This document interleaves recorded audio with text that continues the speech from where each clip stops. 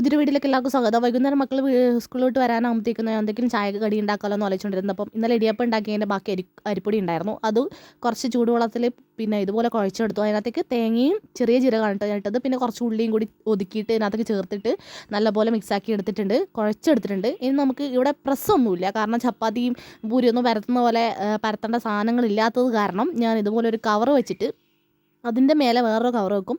എന്നിട്ടൊരു പാത്രത്തിൻ്റെ മൂടി വെച്ചിട്ട് ഇതുപോലെ അമർത്തി കൊടുക്കുകയാണ് ചെയ്യുന്നത്.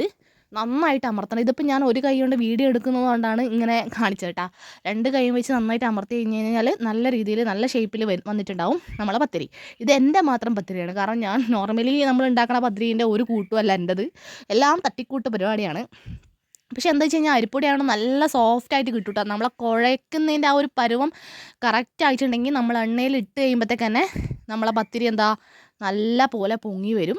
അപ്പോൾ കണ്ടോ, അതിൻ്റെ ഇടയിൽ കൂടെ ഒരു ഉറുമ്പ് ചവാനായിട്ട് കണ്ടില്ലേ, മൊത്തം ഉറുമ്പാണ് വീട്ടിൽ.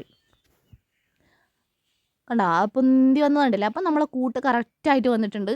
അതുകൊണ്ട് തന്നെ നെയ്പ്പത്തിരി നല്ലപോലെ പൊങ്ങി വന്നിട്ടുണ്ട്.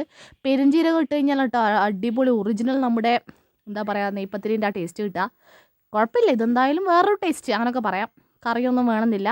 നല്ല ചൂടോടെ കട്ടൻ ചായൻ്റെ കൂടെ കറുമുറ എന്ന് പറഞ്ഞുകൊണ്ട് കഴിക്കാം. ഇച്ചിരി തണിഞ്ഞു കഴിഞ്ഞാൽ പിന്നെ പദം വരും. പക്ഷേ ആ ചൂടോടെ ആണെങ്കിൽ ഒന്ന് പൊട്ടുന്ന സൗണ്ടൊക്കെ കേൾക്കും, നമ്മൾ പൂരിയൊക്കെ കഴിക്കുന്ന പോലെ. അപ്പം നല്ല ബ്രൗൺ കളർ ആയിട്ടുണ്ട്. ഈ ഒരു പരുവാകുമ്പം തന്നെ നമുക്ക് വാങ്ങിയെടുക്കും. പിന്നെ അത്ര എണ്ണയും വേണ്ട കേട്ടോ, ഞാൻ കുറച്ച് എണ്ണ മാത്രമേ യൂസ് ചെയ്തിട്ടുള്ളൂ. കണ്ടില്ലേ, ഇതുപോലെ ആയിരിക്കും നമുക്ക് കിട്ടുക. അപ്പോൾ ചൂടോടുകൂടെ തന്നെ നമ്മൾ കഴിക്കട്ടെ. ഇത്തിരി കട്ടൻ ചായയും കൂടി ഉണ്ടാക്കണം. അപ്പോൾ നല്ലൊരു വീഡിയോയിൽ നാളെ കാണുമ്പോഴേക്കും ടാറ്റാ.